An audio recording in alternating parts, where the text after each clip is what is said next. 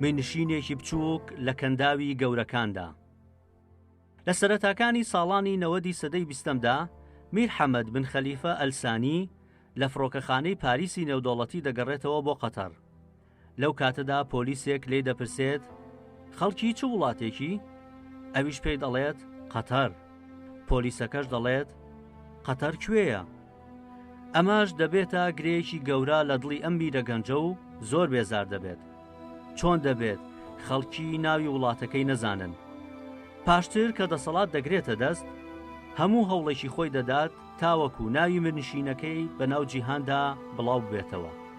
تەنانەت بەلاشیەوە ئاساییە ئەگەر بە خراپیش بێت. گرنگ ئەوەیە خەڵکی بزانێت وڵاتێک هەیە، ناوی قەتەرە. ئەم میرە گەنجە هەر لە پێناو ئەم حەزەیدا هەموو ڕێسا ناوخۆیی و نێودەوڵەتیەکان پێشێل دەکات. کودەتا بەسەر باوکیدا دەکات. پەلاماری دۆست و هاوپەیمانە کۆنەکانی وڵاتەکەی دەدات. هاوپەیمانی نوێ دروست دەکات. پەل بۆ هەموو کێشەکانی ناوچەکە و جیهان دەهاوێت و بە ملیارەها دۆلار دەبەخشێتە گروپە تیرۆریستەکانی ناوچەکە و جیهان. هەروەها بە ملیارەها دۆلاریش خەرج دەکات بە ناوی وەرشەوە، بەرتیلێکی زۆریش دەدات تاوەکو جامی جیهانی تۆپی پێ لە قەتەر ساز بکرێت. دەبێتە گەورەترین بنکەی سەربازی ئەمریکا. لە هەمان کاتیشدا دەبێتە گەورەترین پاڵپشتیکەری گروپە ئیسلامیە توندڕەوەکان و بە بزوتنەوەی تاڵیبان و بەرەی نووسڕە و داعەشیشەوە. دژی زۆربەی وڵاتە عەرەبیەکان دەوەستێتەوە. هەموو ئەمانە هیچ گرنگ نین. گرنگ ئەوەیە ناوی قەتەر بێتە ناو ناوانەوە.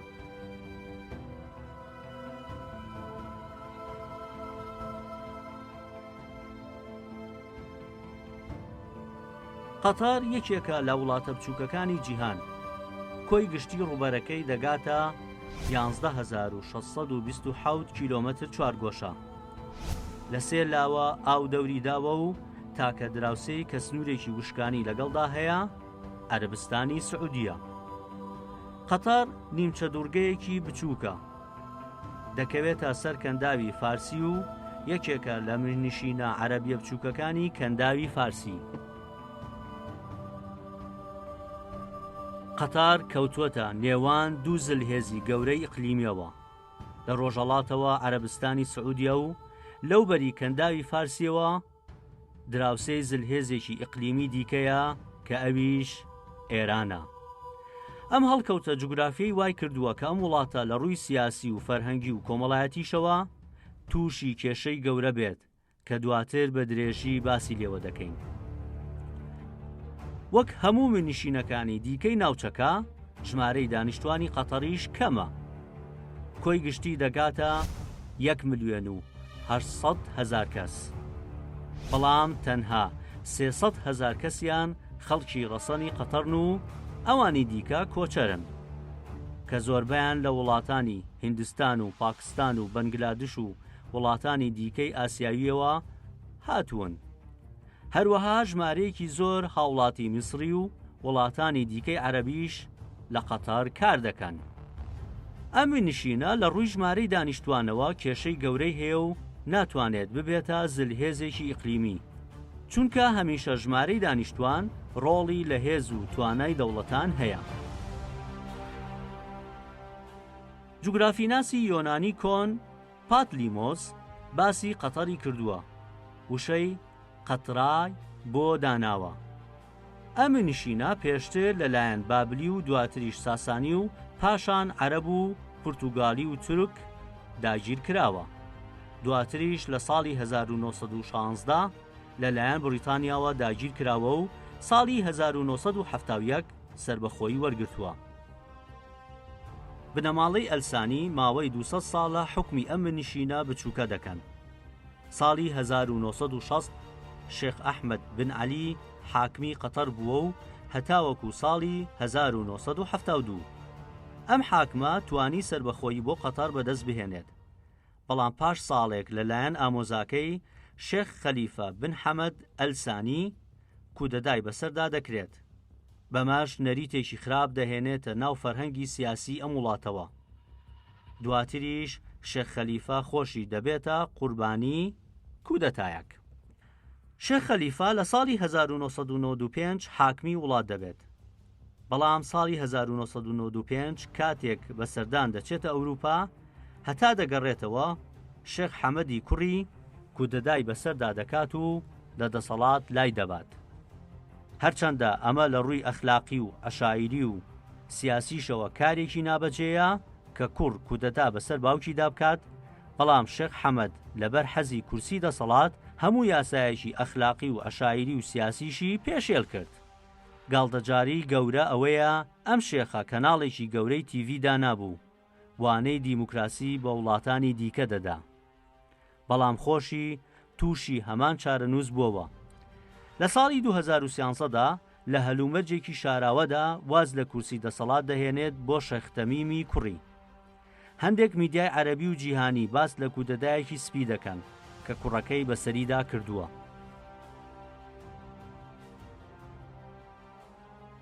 تەمیم لەلایەکەوە کە پشتیوانیەکی گەورەی حرەکاتی ئیسلامی سیاسی دەکات لە ناوچەکە، بە هەمان شێوە بە هەمان گوڕوتین پشتیوانیەکی گەورەی ئەمریکاشە لە ناوچەکە.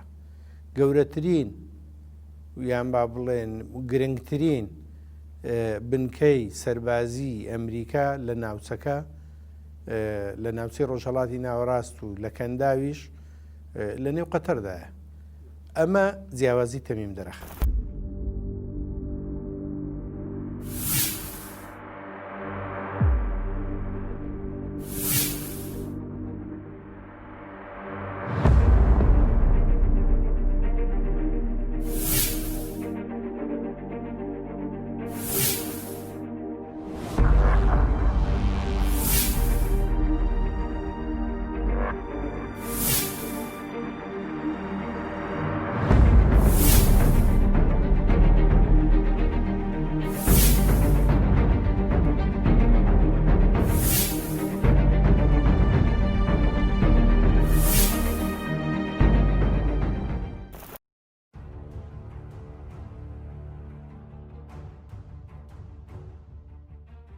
یەکێک لە خاڵە بەهێزەکانی قەتەر ئابووریەکەیەتی. میننشینی قەتەر یەکێکە لە دەوڵەتە دۆڵەمەندەکانی جیهان، ئەوەش لەبەر ئەوەی داهاتێکی زۆر و ژمارەیەکی کەمی دانیشتوانی هەیە. کۆی گشتی بەرهەمی نیشتیمانی ساڵانە دەگاتە 166 میلیارد دۆلار. گاز و نەوت بڕبڕەی پشتی ئابووریەکەی قەتەر پێکدەهێن و ڕێژەی لە 180 داهاتی نیشتیمانی و لە 198 هەناردەی قەتەر پێکدەهێنن. هەروەها خاوەنی یەدەکێکی زۆری سامانی سروشتیە، بە تایبەتی گاز. سێهەم وڵاتە لە ڕووی یەدەکی غازی سروشتی، دووەمە لە ڕووی بەرهەمهێنانی گازی سروشتی لە جیهاندا. لە لایەکی دیکەوە قەتەر خاوەنی یەدەکێکی گەورەی دراوی بیانیە کە دەگاتە 320 میلیارد دۆلار. ئەمەش خاڵێکی بەهێزی دیکەی ئەم وڵاتەیە، چونکە هەمیشە بوونی یەدەکی دراوی بیانی ڕۆڵی گەورەی هەیە لە سیاسەتی جیهانیدا. جگە لەوەش قەتەر سەرمایەگوزاریەکی زۆری لە وڵاتانی جیهاندا هەیە. لە ئەمریکا و ئەوروپادا بڕی 135 میلیارد دۆلار سەرمایەگوزاری هەیە. هەروەها نزیکەی 35 میلیارد دۆلار لە وڵاتانی ئاسیا سەرمایەگوزاری هەیە. لە چین بڕی 10 میلیارد دۆلار، لە رووسیاش بڕی 13 میلیارد دۆلار سەرمایەگوزاری کردووە. جگە لەوەش لە ئێستادا قەتەر پشکی هەیە یان بۆتە خاوەنی کۆمەڵێک کۆمپانیای مەزنی جیهانی. بۆ نمونە خاوەنی لە سەدادەی کۆمپانیای پۆرشەی ئەڵمانیە کە ئۆتۆمبیلی گرانبەها دروست دەکات. جگە لەوەش خاوەنی لە 117 کۆمپانیای ڤۆڵکسڤاگنی ئەڵمانیایە کە ئەویش کۆمپانیایکی گەورەی ئۆتۆمبیلە. هەروەها خاوەنی کۆگاکانی هاردووزی بریتانیا لە لەندەن کە یەکێکە لە گەورەترین و گرانبەهاترین بازاری جیهان. جگە لەوەش خاوەنی یانەی پاریس سان-جێرمانی فەڕەنسایە کە یەکێکە لە یانە پلەیەکەکانی فەڕەنسا و ئەوروپا. هەموو ئەمانش هێز و توانایەکی باشی بە مننیشینە بچووکە بەخشیوە. هەرچەندە لەم چەند ساڵەی دواییدا لە ڕووی ئابووریەوە کەمێک ڕەوشی خراپ بووە، بە تایبەتی دوای سەپاندنی گەمارۆی ئابووری و سیاسی بەسەریدا لەلایەن بەشێک لە وڵاتە عەرەبیەکان. هەروەها بەهۆی سازدانی مۆندیالیشەوە ئاژانسی بولومبێرگ ڕایگەیاند بەهۆی سازدانی مۆندیالی 2022 لە قەتەر نزیکەی 200 میلیارد دۆلاری تێدەچێت، بەمەش ئابووری لاواز بووە. لە ڕووی ئابووریەوە تۆڕێکی کۆمپانیا و تۆڕێکی سوود وەرگرتن لە داهاتی نەوتی دروست کردووە کە توانیوێتی هەژمونی خۆی لە ناوچەکە لە ڕێگەی ئەو توانەداراییەوە دەربخە. لە زۆربەی وڵاتان بانکی دروست کردووە، بۆ نمونە لە بەریتانیا چەندین بانکی هەیە، لە ڕێگەی ئەو بانکانەوە پرۆژەی وەبەرهێنان جێبەجێ دەکا. بە هەمان شێوە هەژمونی خۆشی لە ڕێگەی ئەو بانکانەوە لە وڵاتانە دیسان دەخاتە بواری جێبەجێکردنەوە. قەتەر لە چاو نشینەکانی دیکەی کەندا و خۆی جیا کردووەتەوە و لە زۆر کێشەی ناوچەکە و جیهانیش دەنگێکی نەشازی لەوانی دیکە هەیە کە ئەمەش وای کردووە بێتە مای سرنجی چاودێرانی سیاسی جیهان. قەتەر لە وڵاتانەیە کە لە وڵاتێکە ئەرکی پێسپێراوە وەزیفەیەکی بۆ دیاریکراونە و سیاسەتی ئیقلیمی وڵاتە زلهێزەکان و بە تایبەتیش لایەن ئەمریکا و دۆستەکانی لە ئیسرائیل و منزومەی ئیقلیمی بڵێن کە تێبینی زۆر لەسەر شێوەی حکومڕانیەکانی وڵاتانی عەرەبی کە دەڵێم ئەرکی پێسپێراوە مانای بەمانە سلبیەکەی ناڵێم وەکو بڵێ ینی وڵاتێکی بەکرێکی راوە، بەڵکو مانای ئەوەی کە لە چوارچێوەی سیستەمی سیاسیە هەندێک وڵات هەیە ئەرکی پێسپێدرێت لە چوارچێوەی خەریتەی جیۆپۆلیتیکی سیاسیە و لە هەمان کاش ئەو وڵاتە خۆشی ئەتوانێت بە ئیسفادەکردن لەو ئەرکێک کە پێسپێرێ هەندێک ویست و ئارەزوی خۆی هەیە جێبەجێی کە لەو منزومەیەدا. قەتەر یەکێک لە وڵاتانی کە ئەرکی پێسپێراوە. پێشتر مەسەلەن بۆ نە پێش قەتەر لە ناو وڵاتانی کەنداوە بۆ نە سعودیا پەیوەندیەکی تایبەتیە بۆ لەگەڵ ئەمریکا و لەگەڵ ڕۆژئاوا، بەڵام سعودیا خۆی هەر وڵاتێکی نەوتی گەورەیە و وڵاتێکی بڵێن ناسکێشراوە، بەڵام لە هەفتاکانە لە هەشتاکانی شتا داگیرکردنی کوێت لەلایەن ڕێژەمی عێراقەوە ئەو ئەرکە بە کوێت سپێرا وەکو وڵاتێکی نیمچە ئەلمانی نیمچە دیموکراسی کە تەجربەی پەرلەمانی هەیە لە ناو چوارچێوەی منزومەی کەنداودا. بەڵام لە دوای داگیرکردنی کوێت لەلایەن عێراقەوە دۆخی کوێت زۆر شپرزە بوو، بۆی ئەو ئەرکەی ئیتر ینی نەیتوانین جارێکی دیکە وەکو جاران ئەم ئەرکە بینێتەوە. زۆر هەوڵیدا کە خۆی مەکانەی و جێگای خۆی بەدەست بێنێتەوە، بەڵام هەم دیموکراسیەکەی هەم دامەزراوەکانی و هەم مۆدێلە نیمچە ئەلمانەکەشی پاشێکشەی کرد. وردە و دەڕێگا بۆ قەتەر خۆشکرا کە بێتە ساحەکە هەندێک وەزیفەی ئیقلیمی و ئەوە بژێڕێت و یەکێ لەو بوارانەی کە قەتەر تاقی کرایەوە بۆی بتوان ئەم ئەرکە جێبەجێ بکە لە ڕاستیە بواری میدیایی بوو کە دەستپێکی قەناتی جەزیرە بوو. دوای ئەوەی کە بڵێن میری ئێستای قەتەر نامیری پێشووی قەتەر کە بڵێن کودتای بەسەر باوشا کرد بەو هەموو تەتەڵوعاتانەی کە هەی بوو ئامادە کرابەوەی کە ئەو ئەرکە بژێڕێ. بۆچی لە میدیاوە دەستی پێ کرد؟ لە ڕاستیە لەبەرەوەی قەتەر تەجربەیەکی میدیایی هەبوو کە بە خشکایی بڵێن لە پەنا سعودیا لە پەنا کوێتەوە لە پەنا وڵاتە گەورەکانی بواری ڕاگەاندنی عەرەبی وەکو مسر و لوبنان ئەو هەندێک تەجربەی کرد لە بواری ڕاگەاندنی لە بواری میدیایی وەرزشیدا گۆڤاری تایبەتی هەبوو. هەندێک ئەو تەجربە تایبەتی قەتەر ینی ڕێگە خۆشکار بوو کە بتوانێت ئەو دەورە بژێڕێت لە دەستپێکی قەنات جەزیرەدا، بۆیە جەزیرە ئەو وەرگۆڕان گەورەی کرد کە هەموو لایەک هەستی پێ دەکەن.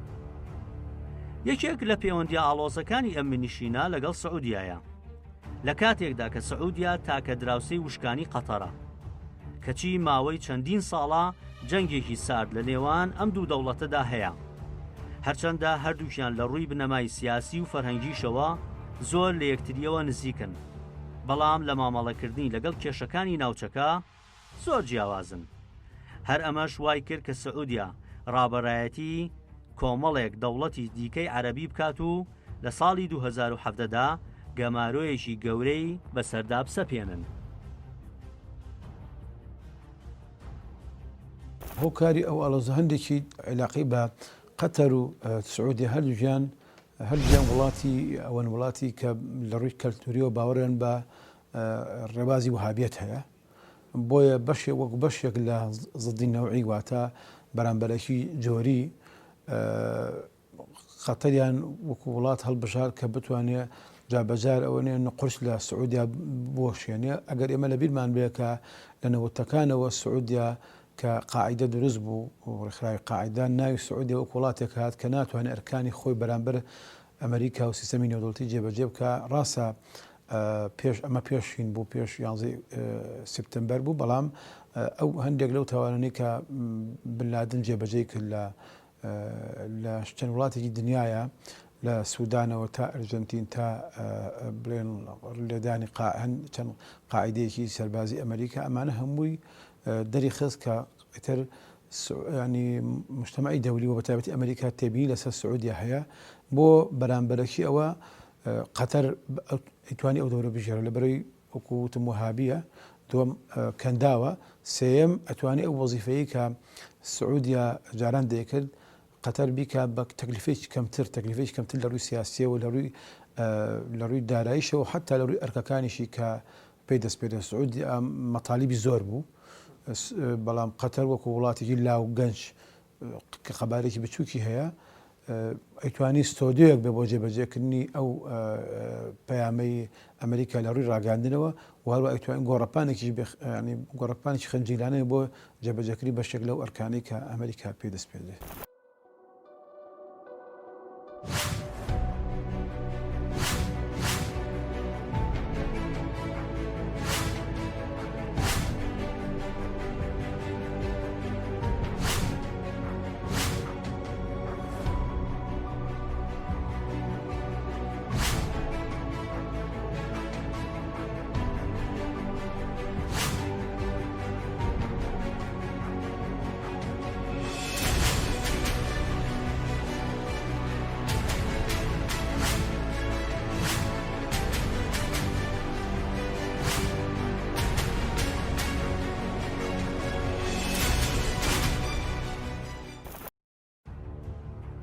لە کاتێکدا زۆربەی دەوڵەتانی کەندا و کێشیان لەگەڵ ئێران هەیە بەڵام قەتەر پەیوەندیەکی زۆر باشی لەگەڵیدا هەیە ئێمە نابێت لە بمانچێت بەش ینی مغازەلێکی سیر هەیە لە نێوان ئەخوانەکان و تەجربەی کۆمەڵی ئیسلامی ئێران ڕاستە ئەم شیعە و ئەم سوننەیە ڕاستە ئەم دەوڵەتە و ئەم بانگەوازە بەڵام ئەسڵی مەسەلەکەوەیە کە هەردووکیان دامەزراوی ئیسلامی سیاسین ئەمیان لە دەوڵەت هەیە کە ینی دامەزراوی ئیسلامی شیعەیە ئەویشیان بانگەوازەکە بۆ حکوڕانیکردن کە ئیخوانەکانن بەشێک لەو ئەرکا ینی لەو کاتێک کە ینی قەتەر بە وڵاتێکی وهابی حسابەکرێ بەڵام هەمان کاشە وڵاتێکە کە شتێک عیلاقی لەگەڵ ئیخوانەکانیش دامەزراندووە ئیخوانەکانی کە لە مەسر دەرەکران ئەچوونە قەتەر ئیخوانەکانی کە لە مەسر شکستیان هاتنە قەتەر سعودیا وردەوەدا ئیخوانەکانی لای خۆی ئیزندا کە ئیزنیدا شوێنیان نەبوو لە جێگای تر چوونە قەتەر بۆیە ینی بەشێک لەو پەیوەندیە لە ڕاستیە پەیوەندی بە پەیوەندی ئیخوان و ئێرانەوە هەیە کە لە سەر خاکی قەتەر بەرجەستە دەبێت ینی پەیوەندەکە زۆر لەو ئاڵۆسترە حتا تەسەورەکەم لە قەبارەی قەتەریش گەورەترە هەندێک جار لە دەستشی دەرەچێ بەشێک لەو گەمارویە کە ئێستا قەتەر تووشیاتوە ئەگەڕێتەوە بۆ ئەوەی کە لەواچێ لە هەندێک جمگەی سیاسیە قەتەر سەرچیش چوو بێ وای کردوێ کە وڵاتانی خەلیج بە تایبەتی و لەم قۆناغی کە بڵێن باری عەرەبی ڕیزبەندی تازی دروست کردووە پەیوەندەکان لەگەڵ قەتەر بگاتە ئاسیوی کە گەمارۆخەنە سەری.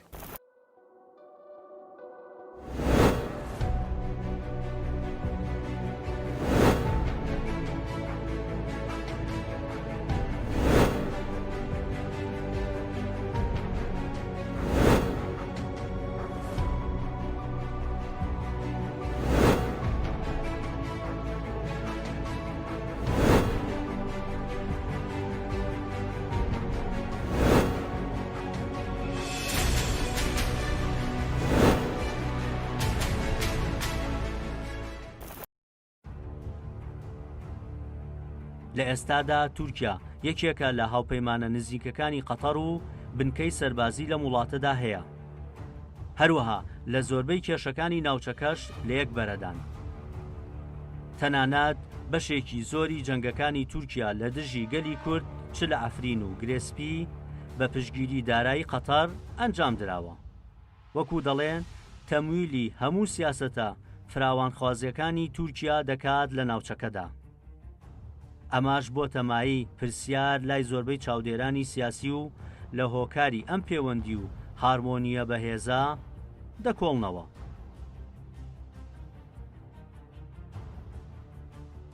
پەیوەندیەکانی قەتەر و تورکیا بەتایبەت ینی دەتوانم لەم چەند ساڵی ڕابردوودا زۆر بەهێز بووە لەبەر چەند هۆکارێک.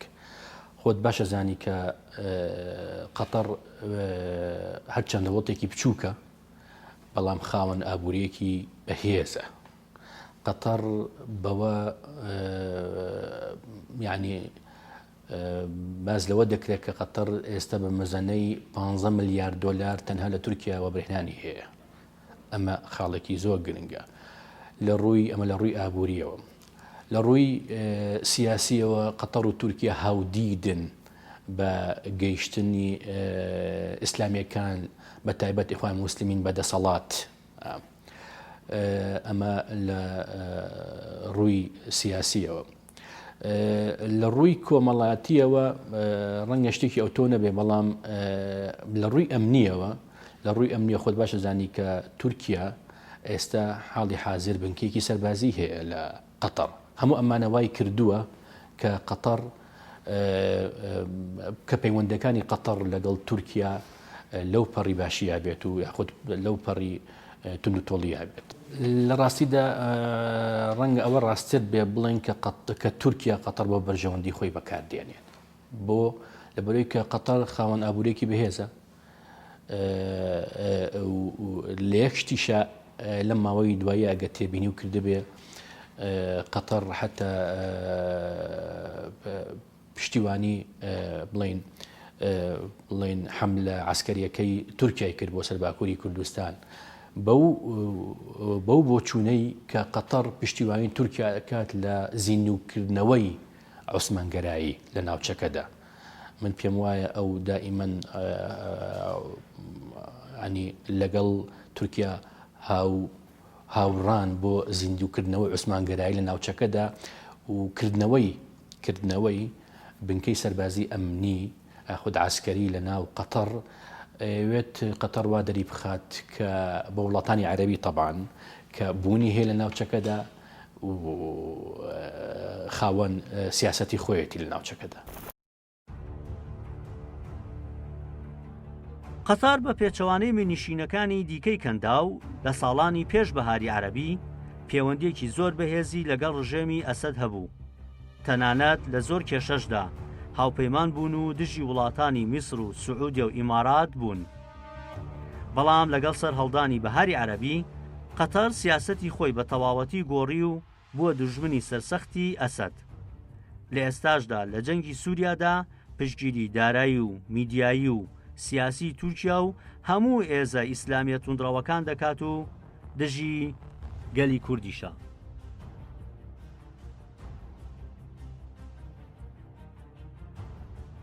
لە ڕاستیدا ڕۆڵی قەتەر لە خراپبوونی دۆخی سووریا و وێرانبوونی دۆخی سووریا لا هیچ کە شاراوە نییە. بۆ پێی کە قەتەر هەر لە سەرەتایی دروستبوونی یاخود سەر هەڵدانی ئەوەی نامرا بەهارەکان شۆڕشی بەهاری عەرەبی پشتیوانی گروپە ئیسلامەکانی کردووە. لەو ڕۆژەوە بەتایبەت لە ناو سووریا بەتایبەتی و تەواوی لە ناوچەکەدا لە مەغریبەوە تا دەگاتە کەنداو. ڕەنگە ئەوەی کە بڵێن باشترین بەڵگەش بۆ ئەوە بێت کە ئەو ناکۆکیەی لە نێوان سووریا و وڵاتانی کەنداو هەیە باشترین بەڵگە بێت کە لە ئێستاش لە ئەرەدایە بۆ ئەوەی کە دەوحە هەل لە سەرەتاوە پشتیوانی ئەڵقاعیدەی کردووە کە ئەو کات لەو پەڕی گەشە سندنیا بوو تا دەگاتە بەرەی نووسرە و ڕێکخراوی داعش. ئەمە وای کرد کە پاشان هاتنەوە دیدی قەتەر لەگەڵ تورکیا سەبارەت بە سەرخستنی گروپە ئیسلامیەکان بۆ دەسەڵات بە تایبەت ئیخوان موسلیمین بە گەیشتن بە دەسەڵاتم.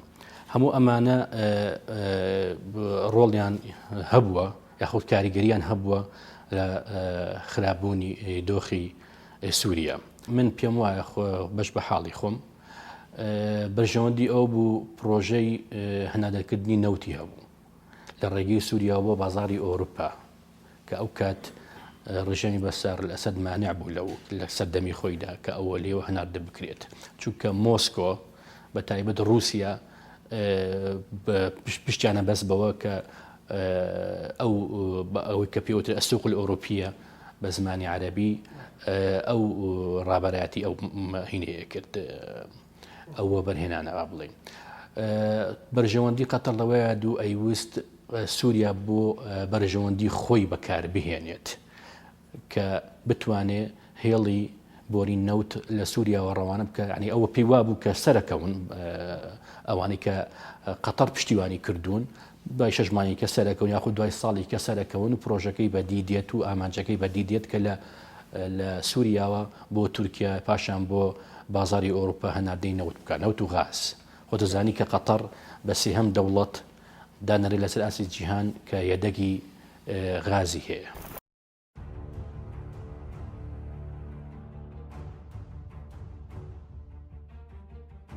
هەمیشە میسر ڕۆڵی گەورەی لە سیاسەتی عەرەبیدا هەبووە. لە پاش هاتنە سەرکاری میر حەمەد بن خەلیفە ساردی کەوتووەتە نێوان ئەم دوو وڵاتەوە. لەگەڵ بەهاری عەرەبی و ڕووخانی حوکمی مورسی و هاتنە سەرکاری سیسی قەتەر لە جەنگێکی ساردی گەورەدایە لەگەڵ میسر. لەمەشدا کۆمەڵێک هۆکاری سیاسی و ئابووری ڕۆڵ دەگێڕن. گرنگترینیان پاڵپشتی قەتەرە بۆ ئیخوانیەکانی میسر.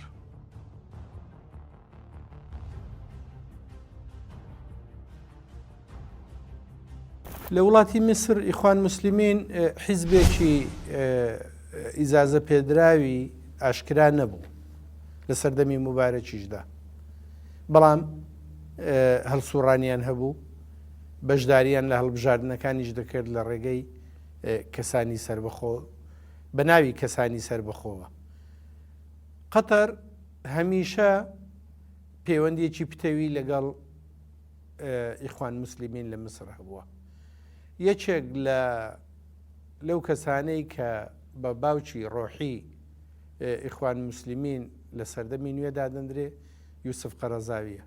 یوسف قەرەزاوی لە قەتەر نیشتەجێیە، لەوێ نیشتەجێ بووە، لەوێەوە ئیدعای یان با بڵێن بانگەشە بۆ بیر و باوەڕی ئیسلامی سیاسی دەکا لە ڕێگەی نیشاندانی ڕێنماییان با بڵێن لە ڕێگە خستنە ڕووی ڕێنماییەکانی ئیسلام کە لە بەرجێکی سیاسیدا و بیر و باوەڕانە دەخاتە ڕوو. ئەمانە بۆتە هۆی ئەوەی کە قەتەر لەرگەڵ ئەم وڵاتانەدا بە تایبەت بۆ نمونە لەگەڵ میسر لە سەردەمی مبارەکەوە هەتا ئێستا کە پەیوەندیەکانی ڕوو لە خراپی بێ. لە سەرەتادا قەتەریش بەشداری جەنگی یەمەنی کرد، بەڵام دواتر کاتێک پەیوەندی لەگەڵ سعودیا و ئیمارات تێکچوو لەم جەنگە کشایەوە و بەرەکەی خۆی بۆ لای حوسیەکان گواستەوە. لە ئێستادا پشگیری حوسیەکان دەکات لە دژی سعودیا.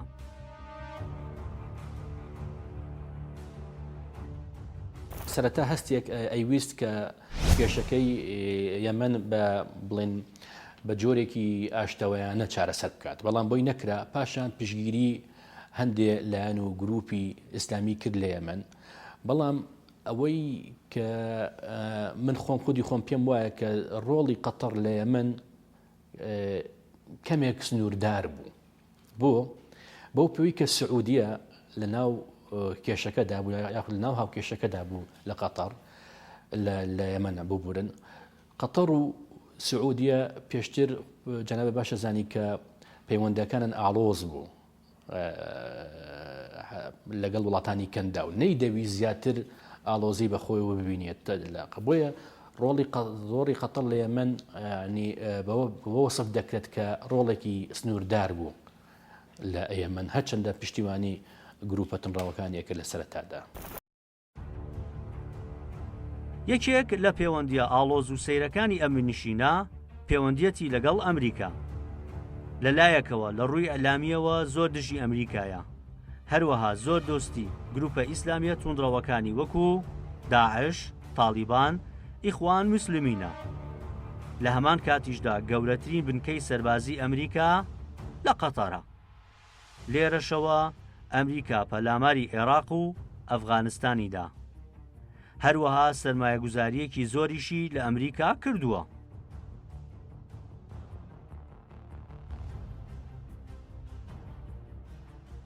قەتەرێکێک بووە لەوانەیە لە سەرتاوە پشتیوانی دارایی و لۆجیستی بۆ حرەکەیت بۆ بزوتنەوەی تالیبان دابین دەکرد.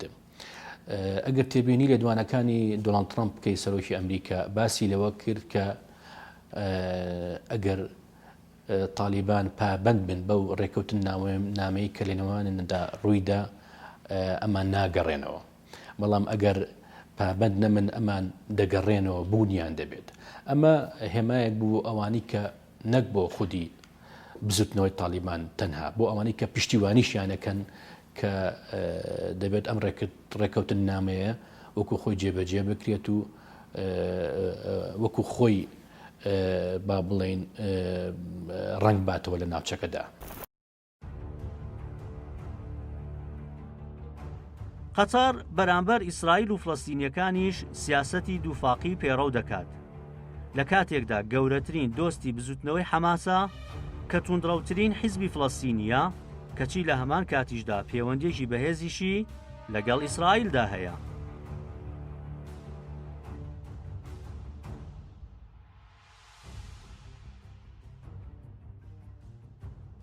پەیوەندیەکی زۆر بەهێزی لەگەڵ ئیسرائیل هەیە، لە هەمان کاتدا پەیوەندیەکی بەهێزی لەگەڵ حیزبوڵای لوبنانی هەیە، بە هەموو شێوەیەک تەمویلی حیزبوڵای لوبنانی دەکات. ئەمە یەکێکە لە سیاسەتە دووفاقیەکانی هەنی و پەیوەندی قەتەر و ئیسرائیلیش پەیوەندیەکی شاردراوە نییە لە سیاسەتی ئیقلیمی لە ناوچەکەدایانی. ئەمە یەکێکە لە دووفاقیەکانیانی. سەرجەم ئەو گروپە تیرۆریستیانەی لە ناوچەکە هەن قەتەر پەیوەندیەکی بەهێزی لەگەڵیان هەیە. قەتەر سیاسەتێکی ئێجگار دووفاقیشی بەرامبەر بە عێراق هەبووە. ئەمریکا لە ساڵی 2003 لە قەتەرەوە پەلاماری عێراقیدا و داگیری کرد، کەچی کەناڵی جەزیرە بۆ مۆڵگەیەکی باش بۆ هەموو جیهادی و ئیسلامیە توندڕەوەکانی عێراق و لە ژێرەوە هاوکاری مادی و میدیایی دەکردن. لە کاتی داعشیشدا بە هەمان شێوە بوو. ئەگەرچی لە ئێستادا پەیوەندیەکان ئاسایی بووەتەوە، بەڵام زۆر باشیش نییە.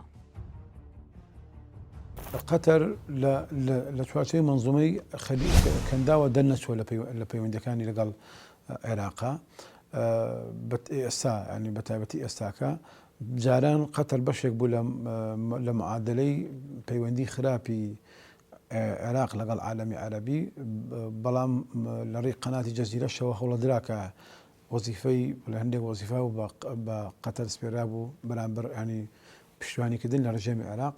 ئەو وەزیفەیە نەما دوای کەوتنی عێراق. پێم وانێ قەتەر لە دەرەوەی منزومەی عێراقی منزومەی خەلیجی بێت لە پەیوەندیەکانی لەگەڵ عێراق، بەڵام لەبەر ئەوەی ئێران بەشێکە لە منزومەی پەیوەندیەکانی ئێران و قەتەر، بۆیە ینی شتێک نزیکایەتی لەگەڵ عێراقەیە سەبارەت بۆی کە عێراقی ئێستا دۆستی ئێرانە. زۆرێک لە چاودێرانی سیاسی پێیان وایە قەتەر نەک دۆستی کورد نییە، بگرە زۆر جاریش سەنگەری دوژمنانەی بەرامبەر کورد هەڵبژاردووە. قەتەر لە سووریادا هاوکاری دارایی و میدیایی و سیاسی تورکیا و گروپە ئیسلامیە توندڕەوەکانی هاوپەیمانی دەکات کە دژی کوردن، بە هەموو شێوەیەکیش دژی خەباتی ڕەوای گەلی کووردە لە تورکیا. هەروەها لە عێراقیشدا هەمیشە دۆستی حکومەتی بەغدا بووە و دژی سربەخۆی گەلی کورد بووە. هەروەها لە ئێرانیش زۆر دۆستی ڕژێمی کۆماری ئیسلامی ئێرانە. لەلایەکی دیکەوە پشگیری گروپە ئیسلامیە توندڕەوەکانی ناوچەکە دەکات کە ئەوانیش دوژمنی گەلی کوردن. هەر بۆیە لە هیچ شوێنێکی کوردستاندا نەک دۆست بگرە دوژمنایەتی کوردیشی کردووە.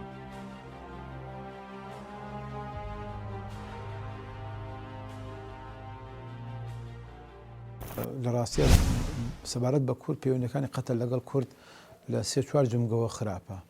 بەشێکی پەیوەندیی ئاسایی هەیە لەگەڵ کووردا وەکو حکومەتی ڕسمی وەکو کوردی ڕسمی با بڵێن کە حکومەتی یاریمی کوردستانە، بەڵام بەشێکی لە ڕاستیە پەیوەندی بە بەشەکانی تری کوردستانەوە هەیە، پەیوەندی بە تایبەتی بە باکووری کوردستان و ڕۆژئاوای کوردستانەوە کە ئەو پەیوەندی باشیە بێ لەگەڵ تورکیا بێگومان ینی خۆشی بەو تەجربە سیاسیانی کورد نایە کە لە باکوور و لە ڕۆژئاوا دەیکا. چونکە بە سەرقافڵەی بەرەنگایی لەگەڵ داعش و لەگەڵ قاعیدا لە ڕۆژئاوا کورد دەیکا، لەبەرەوە ینی ئەوەش شتێکە ینی سەنگەربەندی نێوان قەتەر و کورد لەو مەلەفەدا دوو سەنگەربەندی جیاوازن.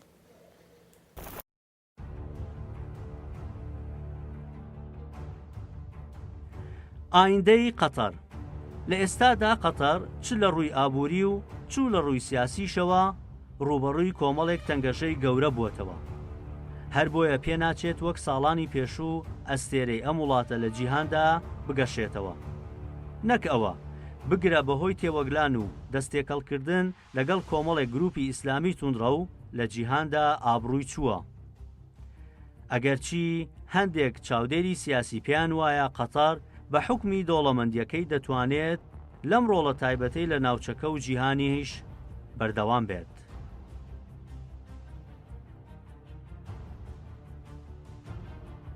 تا ئەو کێشانە لەو ناوچەیە هەبن وەک دەڵێن تەمیم و قەتەر ئەتوانن لە ئاوی لێڵدا مەلە بکەن، بە تایبەت تەمیم پشت ئەستورە بە توانایەکی دارایی زۆر گەورە، توانایەکی ئیعلامی ئەویش بە هەمان شێوە گەورە، زائیدەن کە پەیوەندیەکی زۆر پتە و زۆر باشی لەگەڵ ڕێکخراوەکانی ئیسلامی سیاسی بە تایبەت ئیخوان هەیە لە ناوچەکە.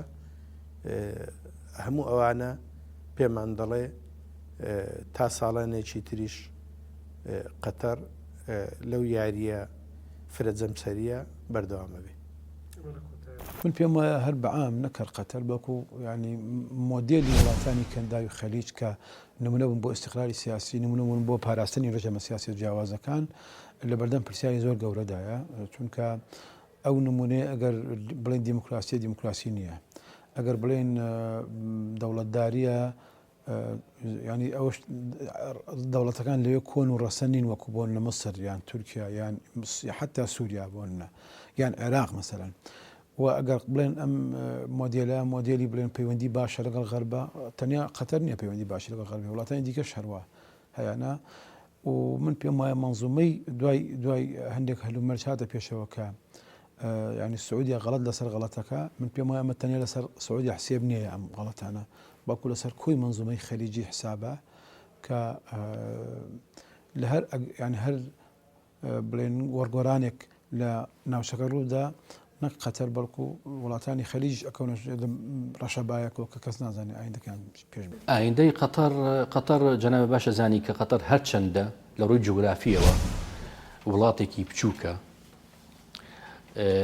لەسەر نەخشە بە ئەستەم دەبینرێت، بەڵام وەک باسمان کرد خاوەن ئابوووریەکی بەهێزە لە ناوچەکەدا بەپێی اعترافی خۆیان کە ئەڵێت پێشووتر باسییان لەوە کردووە. حەمەد بن چاسم وەزیری دەرەوەی پێشووی قەتەر باسی لەوە کرد کە چۆن ملیارەها دۆلاریان داوە لە پێناو ئەوەی ئۆپۆزیسیۆنێک دروست بکەن بەخواستی خۆیان بێت، بەخواستی خۆیان بێت بە اعترافی خۆیان.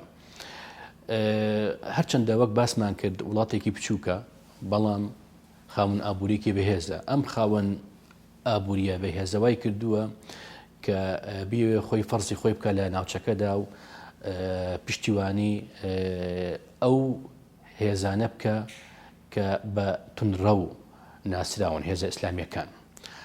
بەڵام من پێم وایە لە داجوار پشتیوانیکردنی تیرۆر لە ئایندەدا بەسەر ئەو وڵاتە دەشکێتەوە کە خۆی پشتیوانی کردووە بۆ ئەم هەروای دەبینم کە ئایندەی قەتەر وا دەبێت ڕوبەڕووی ئەو تیرۆرە ئەبێتەوە کە پشتیوانی خۆی کردووە.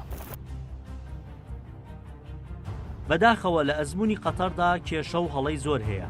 بۆ نمونە هێشتا ئەم وڵاتە سیستەمێکی دیموکراسی و ئازادی نییە. مافەکانی مرۆڤ پێشێل دەکرێت. خەڵکی ئۆپۆزیسیۆن و چالاکەوانی مەدەنی سزا دەدرێن و لە وڵات دەردەکرێن. لە ڕووی سیاسەتی دەرەکیشەوە قەتەر ڕۆڵێکی زۆر خراپی لە کێشەی سووریا و عێراق و لیبیا و یەمەن گێڕا. هەروەها پشتگیری گروپە ئیسلامیە توندڕەوەکان دەکات کە دوژمنی هەموو سیستەمێکی مرۆڤدۆست و دیموکراسی و لیبراڵن. هەر بۆیە نەیتوانی ئەزمونێکی باش پێشکەشی ناوچەکە و جیهان بکات.